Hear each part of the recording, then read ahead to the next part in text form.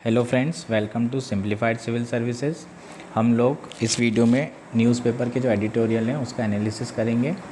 जो न्यूज़पेपर के एडिटोरियल हम लोगों ने लिए हैं वो मल्टीपल न्यूज़पेपर्स होंगे। सारे न्यूज़पेपर कवर करने की कोशिश करेंगे। जो इम्पोर्टेंट आर्टिकल्स होंगे उसको हम लोग यहाँ पर डिस्कस करेंगे, उसका एनालिसिस करेंगे। हमारा फर्स्ट आर्टिकल है why is Israel plunged into a crisis. ये इतना इम्पॉर्टेंट आर्टिकल नहीं है, पर अगर आप मेंस के पर्सपेक्टिव से देखें तो कई बार कंपैरिजन आ जाता है कॉन्स्टिट्यूशन के बीच में, है ना। जैसे यूके जुडिशरी और इंडियन जुडिशरी का डिफरेंस आ चुका है, ठीक है। तो इस तरह के क्वेश्चन आ सकते हैं। तो उसके हिसाब से अपन इसमें थोड़ा बहुत देखेंगे कि क्या है ये आर्टिकल, ठीक है। तो बेसिकली इशू इज़राइल जो है क्राइसिस क्या है, पहले स्टोरी पे हम बात कर लेते हैं क्या क्या चीज़ें थी जो हो चुकी हैं अभी तक। तो Israel governing coalition passes a critical part of its judicial overhaul plan in Knesset that would curtail the Supreme Court oversight power of government decision। Basically Israel की जो गवर्निंग कोलिशन है ना, जो नई गवर्नमेंट बनी है वो फार राइट गवर्नमेंट है, जिसका जो हेड है वो नेतन्याहू है ना। और वो रिलीजियस और ऑर्थोडॉक्स 6 जो है डिफरेंट कोलिशन से मिलके बनी है वो गवर्नमेंट, ठीक है। तो एक तो ये कोलिशन गवर्नमेंट है और इन लोग क्या कर रहे हैं, जुडिशियल ओवरऑल प्लान लेके आ रहे हैं, ठीक है। जो नीसेट है वो यहाँ की पार्लियामेंट का नाम है, ठीक है। तो इनने बिल पास कर चुके हैं 64 vote against 0 in 120 member Knesset with all opposition member staging a walkout. Basically ये बिल पास हो चुका है जिसमें सारे अपोजिशन के मेंबर थे वो वॉकआउट कर चुके हैं। तो आखिर बिल है क्या, हम इसके बारे में जानकारी लेंगे। तो बिल है basically Knesset legislation abolish the reasonable doctrine, ठीक है। रीजनेबल डॉक्ट्रिन क्या है, जो गवर्नमेंट जितने भी एग्जीक्यूटिव जो डिसीजन होते हैं, है ना, वो रीजनेबल डॉक्ट्रिन के अंदर उसको जुडिशरी खारिज कर सकती है, नल एंड वॉइड कर सकती है। जैसे कि की मिनिस्ट्रल अपॉइंटमेंट्स हैं, की गवर्नमेंट डिसीजन है, ठीक है। ये सिस्टम कहाँ पर है, और भी ऑस्ट्रेलिया में है, कनाडा में है, यूके में। वहाँ पर टॉप कोर्ट्स क्या करते हैं, इस तरीके से गवर्नमेंट के डिसीजन को एसेस करते हैं, ठीक है। तो जैसे कि रिसेंटली एग्जांपल दिया हुआ है कि नेतन्याहू का जो एक मिनिस्टर था, कैबिनेट मिनिस्टर, जो कि ऑर्थोडॉक्स था, उसको जो है कौन ने, सुप्रीम कोर्ट ने जो है उस अपॉइंटमेंट को हाईली अनरीजनेबल कहा था, तो उसको फिर हटाना पड़ा, ठीक है। तो क्या है बेसिकली, अब हम देखेंगे कि इनका जो कॉन्स्टिट्यूशन है ना, थोड़ा डिफरेंस देख लेते हैं इजराइल और इंडिया के बीच में। इजराइल का जो कॉन्स्टिट्यूशन है वो रिटर्न कॉन्स्टिट्यूशन नहीं है, इंडिया का रिटर्न कॉन्स्टिट्यूशन है, ठीक है। उसके बाद जो जुडिशरी है, यहाँ पर जो जजेस होते हैं वो चूज़ किए जाते हैं इजराइल में।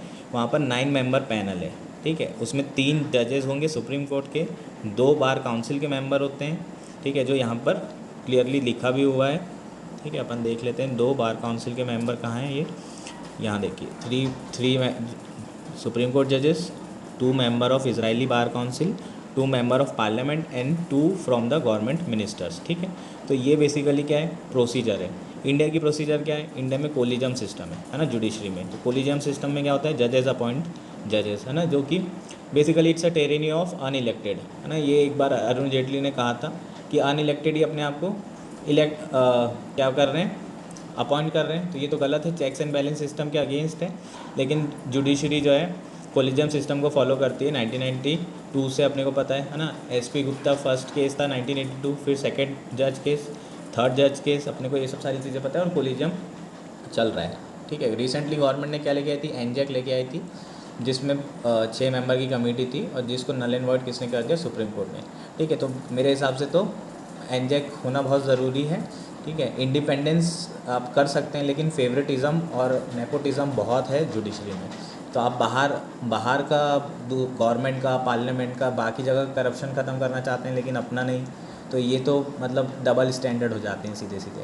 तो इसलिए गवर्नमेंट को दोबारा शायद एनजेक लेके आना चाहिए, और बेटर मतलब आप उसी को बेटर बनाने की कोशिश करिए, बैलेंस बनाने की कोशिश करिए। पर कोलिजियम सिस्टम में उतनी ट्रांसपेरेंसी नहीं है।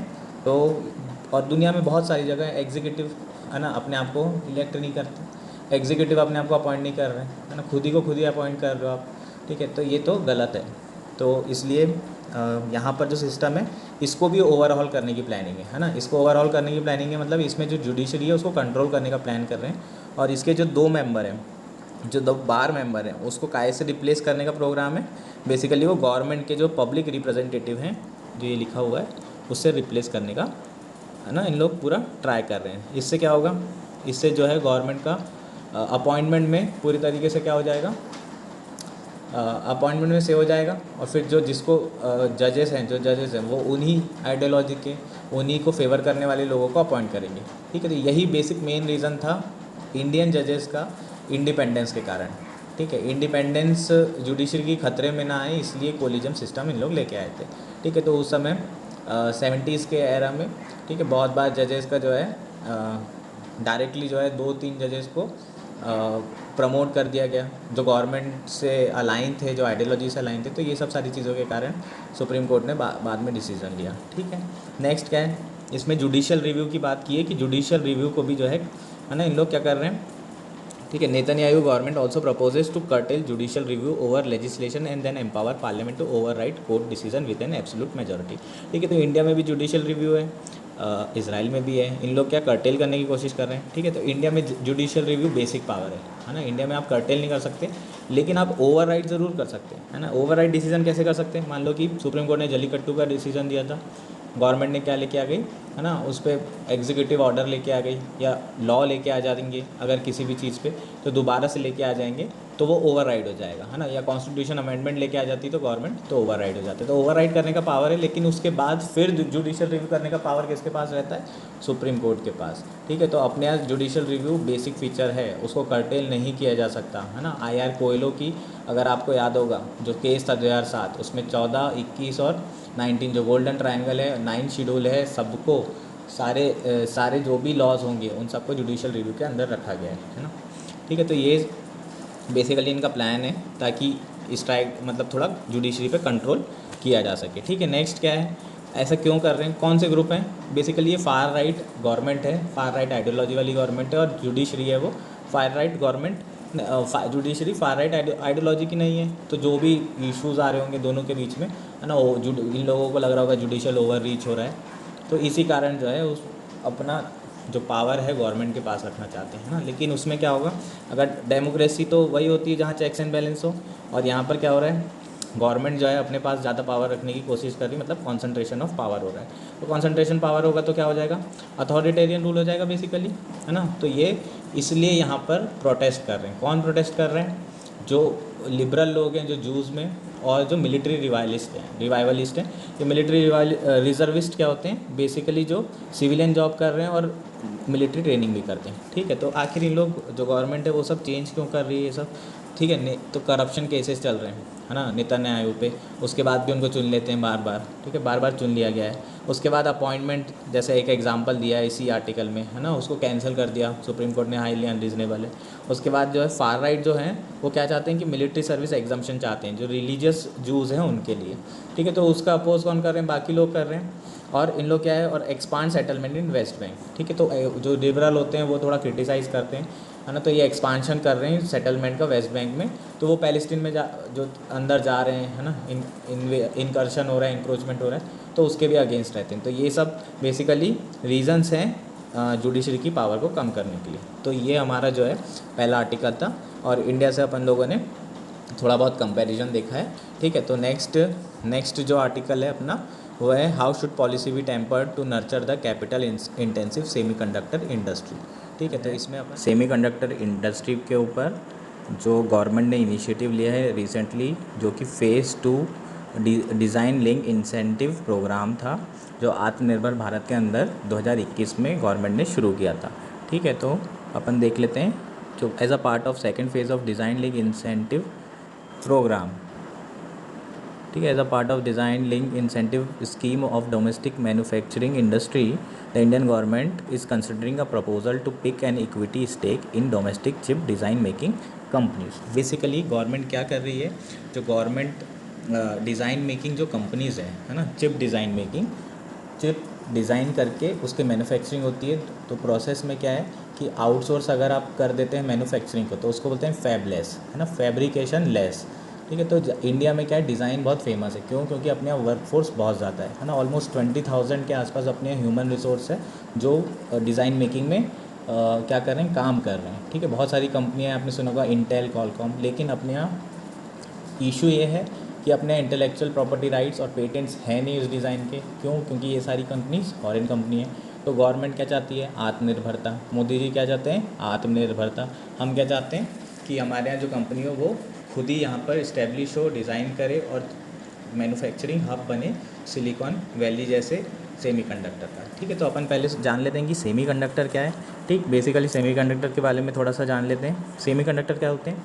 It's a material which have a conductivity between conductor and insulator. ठीक है, तो कंडक्टिविटी क्या होता है कि कोई भी मटेरियल से कितनी आसानी से करंट फ्लो हो रहा है। अगर आसानी से करंट फ्लो हो रहा है तो वो कंडक्टर कहलाएगा, और अगर नहीं हो रहा है करंट फ्लो तो वो इंसुलेटर कहलाएगा। सेमीकंडक्टर में क्या होता है कि कंडक्टिविटी दोनों के बीच की होती है ना, तो आसानी से भी फ्लो नहीं होती है और ऐसा नहीं है कि करंट फ्लो ही नहीं होगा। ठीक है, तो बेसिकली कौन कौन से एलिमेंट्स होते हैं? सिलिकॉन, जर्मेनियम, इस तरीके के प्योर एलिमेंट्स होते हैं जो सेमीकंडक्टर्स कहलाते हैं। ठीक है, सिलिकॉन वैली का नाम ही सिलिकॉन वैली इसलिए है क्योंकि सेमीकंडक्टर वहाँ बनाए जाते हैं, सेमीकंडक्टर चिप्स जो कि सिलिकॉन की होती है। ठीक है, अब इनका सिग्निफिकेंस क्या होता है? Basically they are building blocks that serve as a heart and brain of all modern electronics and information communication technology product. ठीक है, तो इसका क्या है, ये इंटीग्रल पार्ट हो चुके हैं ऑटोमोबाइल्स के, essential medical devices like ECG वगैरह। ठीक है, अगर आपने देखा होगा तो जो चिप्स बनती हैं वो चिप्स बनती हैं बेसिकली ट्रांजिस्टर की। ट्रांजिस्टर में क्या होता है?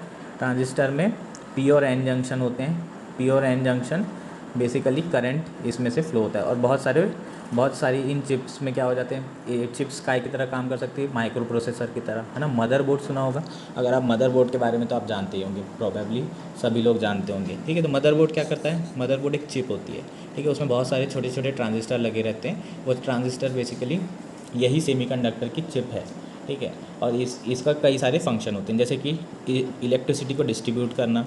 ठीक है, उसमें एक ऊपर एक वो लगी रहती है ना, एक रैम लगी रहती है, वो रैंडम एक्सेस मेमोरी कहलाती है। ठीक है, तो मेमोरी भी जो है इसी में आ जाएगी। और उसके बाद कम्युनिकेशन करना सीपीयू और अदर डिवाइसेस से, ये काम किसका है? मदरबोर्ड का। तो बेसिकली मदरबोर्ड क्या है? ब्रेन है ना। तो ये जो चिप है ये हर इलेक्ट्रॉनिक आइटम में इसका यूज़ होता है। तो सेमीकंडक्टर चिप्स के बिना कुछ हो नहीं सकता। ठीक है, और इंडिया सारी की सारी चिप्स क्या करती है? इंपोर्ट करती है ना। यहाँ पर अगर हम देखेंगे तो डाला हुआ है कि इंडिया के लगभग 100 बिलियन जो है इंडिया का मार्केट है इंपोर्ट का, वो 2025 तक, ठीक है, हो जाएगा। तो अभी कितना है? 24 बिलियन के आसपास है। ठीक है, ये जो नीचे दिख रहा है आपको, इनका मार्केट है। और ज़्यादा से ज़्यादा अपन कहाँ करते हैं, कहाँ से इंपोर्ट करते हैं? ताइवान से सबसे ज़्यादा इंपोर्ट होता है इंडिया में, यूएस से भी इंपोर्ट होता है। तो ये जो लीडर हैं, ग्लोबल लीडर जो सेमीकंडक्टर चिप्स के, ये सब इंपोर्ट करते हैं। लेकिन अभी बीच में क्या हो गया था, अपने को कोविड के समय में, है ना, जो सप्लाई चेन थी वो ऑलमोस्ट ख़त्म हो गई थी। तो उस समय बहुत दिक्कत आई थी प्रोडक्शन में इंडिया, क्योंकि as a raw material semiconductor chips लगती है, तो प्रोडक्शन में बहुत इशू आया था। तो उसी के बाद हमने जो है प्लान किया कि एक प्रोग्राम शुरू किया जाए जिससे हम मैन्युफैक्चरिंग और डिज़ाइन दोनों पे फोकस करेंगे, है ना। तो मैन्युफैक्चरिंग और डिज़ाइन दोनों पे फोकस करने के लिए गवर्नमेंट ने प्रोग्राम चालू की, जिसका अभी सेकेंड फेज़ चल रहा है, डिज़ाइन लिंक इंसेंटिव। ठीक है, इसमें क्या कर रहे थे, इसमें सिर्फ डिज़ाइनिंग पे फोकस किया है ना। और उसको क्या बोला है? Fabulous companies. फैब मतलब होता है फैब्रिकेशन। ठीक है, तो फैबलेस कंपनीज़ में होता है सिर्फ डिज़ाइन करेंगे चिप का और मैन्युफैक्चरिंग को आउटसोर्स कर दिया जाएगा। ठीक, तो गवर्नमेंट क्या कर रही है? वेंचर कैपिटलिस्ट की तरह बिहेव करने की सोच रही है। ठीक है, ऐसा क्यों हो रहा है, उसके लिए हम जानेंगे कि एक्चुअल में सेमीकंडक्टर इंडस्ट्री इंडिया में क्यों फ्लोरिश नहीं हो पाई, है ना, क्या रीज़न्स थे। तो मेन जो इम्पॉर्टेंट रीज़न है वो है कि इसमें जो रिटर्न है इन्वेस्टमेंट में, वो बहुत इमीडिएट नहीं मिलता। वो उसका जो पीरियड होता है वो लॉन्ग गेस्टेशन पीरियड होता है, बहुत लंबा पीरियड होता है। दूसरा it's capital intensive. Capital intensive का मतलब क्या होता है? एक तो बहुत ज़्यादा इसमें कैपिटल लगेगी, आपको बहुत ज़्यादा इक्विपमेंट लगेंगे, प्लांट्स, है ना, और मशीनरीज इतनी ज़्यादा लगेगी। तो ये कैपिटल इंटेंसिव इंडस्ट्री है, तो आपको कॉस्ट भी बहुत ज़्यादा है। इनिशियल कॉस्ट जो है वो साइजेबल कॉस्ट आती है इसको मैन्युफैक्चरिंग यूनिट को सेटअप करने में। उसके बाद जो थर्ड चीज़ है, जब आप पहली चिप बनाते हैं सेटअप करने के बाद उसमें 3 साल लग जाते हैं, 2 से 3 साल में तो आप चिप अगर लेटेस्ट बनाना चालू करेंगे 2-3 साल में, है ना, जो मूरेज लॉ है, हर 2 साल में चिप का साइज़ जो है हाफ़ हो जाएगा। समझ में आ रहा है? और ये मूरेज लॉ, ठीक है, तो 2 साल में नई चिप आ जाएगी, इसलिए R&D हमेशा करते रहना पड़ता है। तो आप अगर करेंगे तो आपकी उतनी डिमांड नहीं होगी, जो आप चिप करेंगे उसकी तो वो आउटडेटेड हो जाना है उसे, ठीक है, क्योंकि मार्केट में तो नई आ गई है। तो ये सब सारे इश्यूज़ होते हैं, है ना। उसके बाद फिर सप्लाई चेन डिसरप्शन हो जाता है, तो वैसे ही टेंशन में हो जाते हैं इन्वेस्टर कि भाई हम इन्वेस्ट कर रहे हैं और ये चले ना, तो रिस्क बहुत ज़्यादा है इसमें। इसलिए इन्वेस्टमेंट मिलता नहीं है। ठीक है, तो इसी रिस्क को कम करने के लिए जो फेज़ 2 प्रोग्राम है उसमें गवर्नमेंट क्या कर रही है, गवर्नमेंट हमारी एज अ बिहेव कर रही है वेंचर कैपिटलिस्ट। ठीक है, क्या कर रही है, Indian government considering a proposal to pick up equity stake in domestic chip design making company. Main aim क्या है इनका, it is to ensure a stable ecosystem alongside building a few fabless companies, है ना। तो few fabless companies के लिए हम क्या कर रहे हैं, ये बेसिकली लाइन है जो हम अभी पढ़ रहे थे। तो गवर्नमेंट क्या कर रही है, इक्विटी स्टैक खरीद रही है, और इस डिसीज़न का प्रॉज एंड कॉन्स के बारे में ये आर्टिकल पूरा का पूरा है। ठीक है, तो जो DLI प्रोग्राम है, it's a part of semiconductor design future design initiative. ठीक है, तो ये एक पॉइंट दिया हुआ है यहाँ पर, और उसके अंदर 30 स्टार्टअप जो है इंडिया ने इस्टेब्लिश कर चुकी है। ठीक है, तो डिज़ाइन प्रोग्राम के बारे में दिया हुआ है कि इंडिया एस्पायर कर रही है कि 20 कंपनीज़ एटलीस्ट, ठीक है, क्या हो, जिसका टर्नओवर 1500 करोड़ हो, उसे सेटअप किया जाए नेक्स्ट 5 ईयर्स में। ठीक है, और उसके साथ कुछ इन लोगों ने रिम्बर्समेंट दिया हुआ है कि 50% of eligible expenditure to a ceiling of 15 crore पर एप्लीकेशन आप एलिजिबल हैं। समझ में आएगा, बेसिकली ये स्कीम के बारे में है। अपन जो आर्टिकल है उसके प्रॉज एंड कॉन्स उसकी बात कर लेते हैं कि वेंचर कैपिटलिस्ट से क्या फ़ायदा और क्या नुकसान होगा। तो सबसे पहले कॉन्स की बात कर लेते हैं। ठीक है, तो सबसे इंपॉर्टेंट कॉन्स ये है कि गवर्नमेंट जहाँ इन्वॉल्व हो जाए वही अपने आप में प्रॉब्लम बन जाती है ना, क्योंकि जितने PSU हैं सब गवर्नमेंट के हैं, और फिर सारे इश्यूज आ जाते हैं। पर इक्विटी, है ना, जो वेंचर कैपिटल होना है, वेंचर कैपिटलिस्ट में क्या होगा, गवर्नमेंट कुछ इक्विटी लेगी, है ना, ऐसा नहीं होगा कि मैनेजमेंट बदल देगी, सिर्फ कुछ इक्विटी लेगी ताकि इन्वेस्टर्स जो हैं अपनी जो इन्फेंट इंडस्ट्री है ना, सेमीकंडक्टर बेसिकली अभी इन्फेंट है, तो उनको सपोर्ट की ज़रूरत है। इन्फेंट मीन्स अभी बहुत बच्ची है, तो उनको सपोर्ट की ज़रूरत है, तो उसे एज अ इन्वेस्टर की तरह गवर्नमेंट बिहेव कर रही है। ठीक है, तो सबसे बड़ी बात तो लोगों का यही मानना है कि अगर ये चिप डिज़ाइन में आएगी तो हाईली एफिशिएंट और इनफेक्टिव होगा।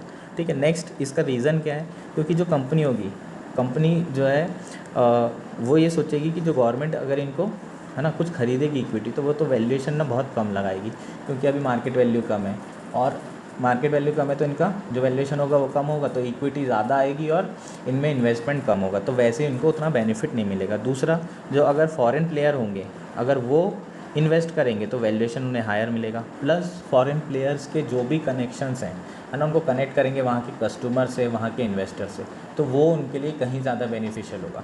ठीक, लेकिन ऑन द अदर हैंड जो नेक्स्ट चीज़ है वो ये है कि अगर गवर्नमेंट वेंचर कैपिटलिस्ट बन जाती है तो जो रेगुलेटरी सपोर्ट होगा, ठीक है, रेगुलेटरी सपोर्ट की अगर हम बात करेंगे, वो गवर्नमेंट को, है ना, इन कंपनीज़ को ईजिली मिल जाएगा। ठीक है, रेगुलेटरी सपोर्ट मिलना आसान हो जाएगा। उसके बाद फिर क्या है, नेक्स्ट है कि अगर इक्विटी स्टेक गवर्नमेंट ऑफर कर रही है, basically it's an opportunity for design company to align their stake interest with project success, accessing shared risk and reward. ठीक है, तो अगर इक्विटी मिल रही है सरकार की, तो इन लोग अपना जो इंटरेस्ट है ना, उसको अलाइन कर सकते हैं, और रिवॉर्ड जो है और रिस्क को, दोनों को बैलेंस कर सकते हैं। ठीक है, मेन जो इम्पॉर्टेंट चीज़ है इसकी, जो पर्पस है वो ये है, it would prevent companies from selling their majority stake to large global players to scale up their business. Basically यही तो होता है कि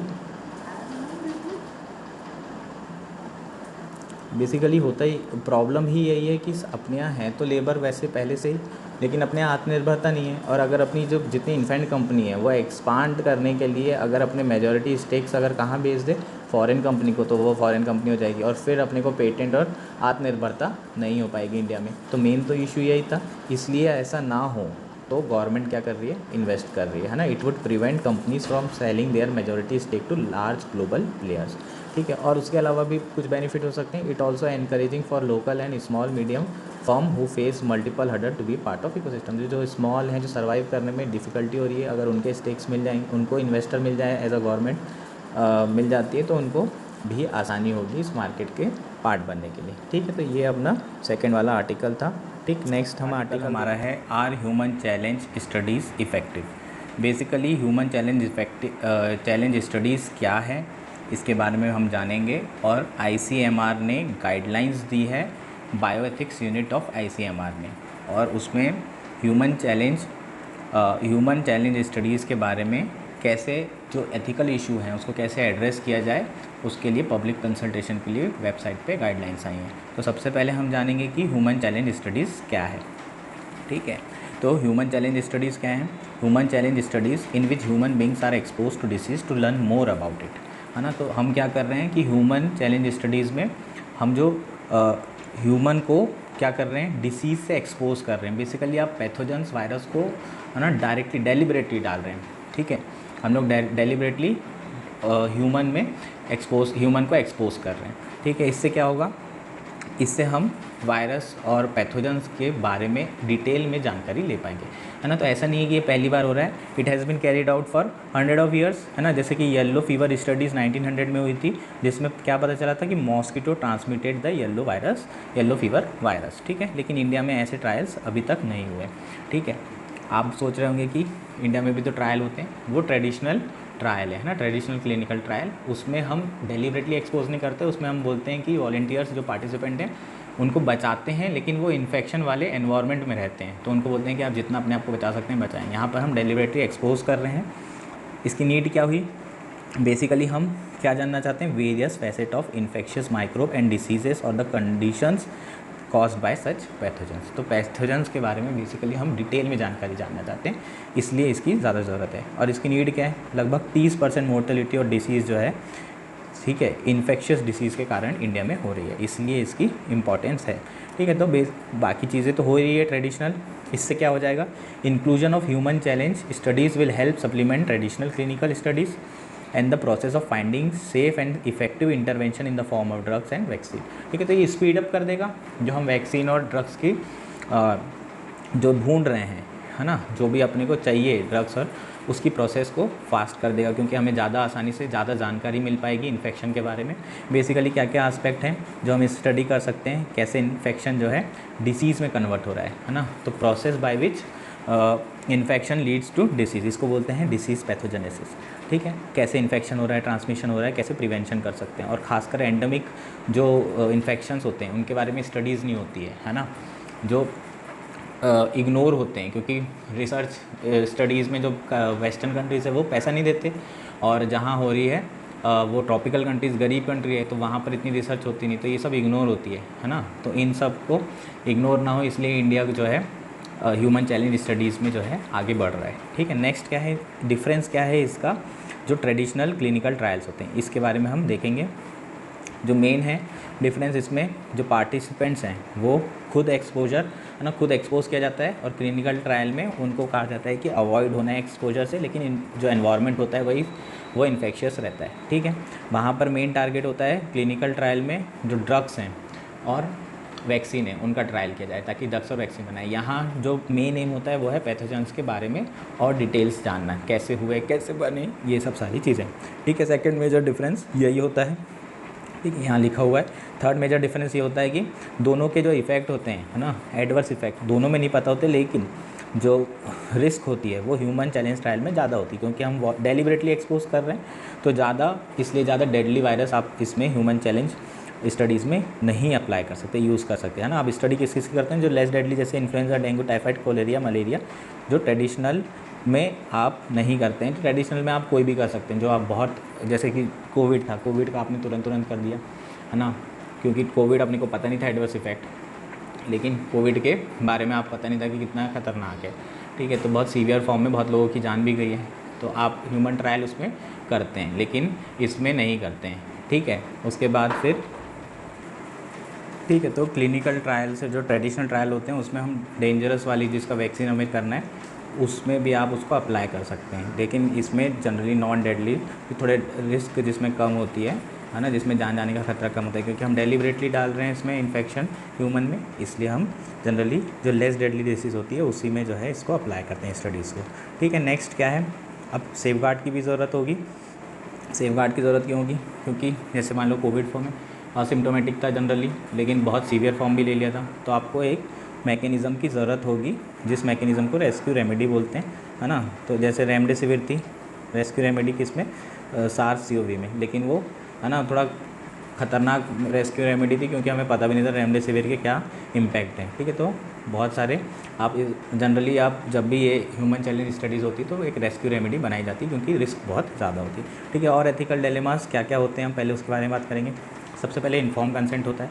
ठीक है, जब सार्स कोविड जो हुआ था उसमें कोवैक्सीन की जब वैक्सीन ट्रायल हुए थे भोपाल में, तो वहाँ पर हुआ था कि एक लाउड स्पीकर से अनाउंसमेंट हो रहा था और लोगों को बोला जा रहा था कि जिसको वैक्सीन लगानी है वो आएँ और लगा लें, और 750 दिए जा रहे थे।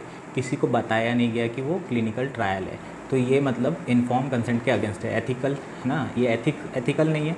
तो बहुत सारे सबसे मेन इंपॉर्टेंट इशू होता है इन्फॉर्म कंसेंट। तो जो भी पार्टिसिपेंट वॉलेंटरली पार्टिसिपेट करना चाहते हैं उनको पहले सारी इन्फॉर्मेशन बताना ज़रूरी है, उसके बाद वो डिसाइड करें। दूसरा होता है मनी, है ना। अगर आप पैसे के लिए, जो गरीब होता है वो सोचता है कि लगवा लेता हूँ, उसे पैसे की ज़रूरत रहती है, तो पैसे के कारण लोग वॉलेंटियर बन जाते हैं। तो वो इशू को भी एड्रेस करने के लिए ये गाइडलाइंस लाई गई है। तीसरा, बहुत सारे लोग पूरी इन्फॉर्मेशन नहीं देते और जो पॉपुलेशन है जो रिस्क में है, जैसे कि प्रेग्नेंट लेडीज़ होती हैं, चिल्ड्रन होते हैं, उन लोगों में भी उनको भी वॉलेंटियर ले लिया जाता है। तो फुल डिस्क्लोजर नहीं होता है इन्फॉर्मेशन का, और प्राइवेसी भी जो है इन लोग नहीं रखते हैं। उसके बाद फॉलोअप भी नहीं देते हैं। जैसे कोविड वाला जो केस था, कोवैक्सीन वाला, उसमें एक जो पेशेंट्स थे उनको बहुत बाद में इफ़ेक्ट हुए, है ना, एडवर्स इम्पैक्ट आया उन पर, लेकिन कोई ने फॉलोअप नहीं लिया, ना हॉस्पिटल से कॉल आया, ना कुछ हुआ। ठीक है, तो ये सब सारे क्या हैं, एथिकल डिलेमास होते हैं। तो एथिकल डिलेमास को एड्रेस करने के लिए ये गाइडलाइंस लेके आई है। ठीक है, तो आईसीएमआर ने क्या गाइडलाइन लेके आई है, बेसिकली आईसीएमआर ने कहा है कि जो भी consent statement clearly mention that only healthy individual in 18 to 45 age brackets are to be enrolled, children and women who are pregnant, lactating and planning to conceive within the study period will not be enrolled. ठीक है, तो children होंगे उनको enrol नहीं किया जाएगा, women's जो pregnant हैं उनको एनरोल नहीं किया जाएगा। ठीक है, उसके बाद फिर नेक्स्ट जो है पार्टिसिपेशन।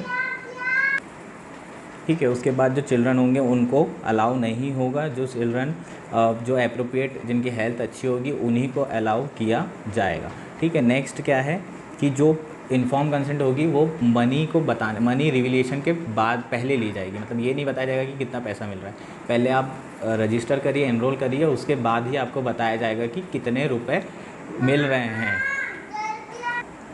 उसके बाद ही बताया जाएगा कि कितना रुपए जो है इनको मिलेगा। तो उससे जो एड्रेस है एथिकल डिलेमा, जो गरीब लोग हैं, जो पुअर हैं, जो बिना इन्फॉर्मेशन के ज्वाइन कर लेते हैं, वो वाला इशू एड्रेस हो जाएगा। ठीक है, तो ऐसे जो कई सारे एथिकल डिलेमास हैं जिनको एड्रेस करने के लिए ये गाइडलाइन ह्यूमन चैलेंज स्टडीज़ की पब्लिक कंसल्टेशन के लिए आईसीएमआर ने वेबसाइट में डाली है। तो बेसिकली आपको ये पता होना चाहिए, आपके मेंस के लिए ये इंपॉर्टेंट है। आप मेंस में जो है ethical dilemma, traditional human trial और ह्यूमन चैलेंज स्टडीज़ के बीच में डिफरेंसेस, है ना, ये सब सारी चीज़ें इंपॉर्टेंट है। ठीक है, उसके बाद रेस्क्यू मैकेनिज़्म भी इसमें ज़रूरी है। ठीक है, जैसे कि सार्स CoV में असिम्टोमेटिक था तो पता नहीं चल रहा था, प्रिडिक्ट नहीं कर सकते थे कि और बहुत सीवियर में भी लोग मर जा रहे थे, तो आपको पता नहीं होता था। इसलिए रेस्क्यू रेमेडी बहुत इंपॉर्टेंट आस्पेक्ट है ह्यूमन चैलेंज, है ना, स्टडीज़ का। ठीक है, तो ये हमारा हुआ आज के आर्टिकल यहीं पर ख़त्म। ठीक है, थैंक यू।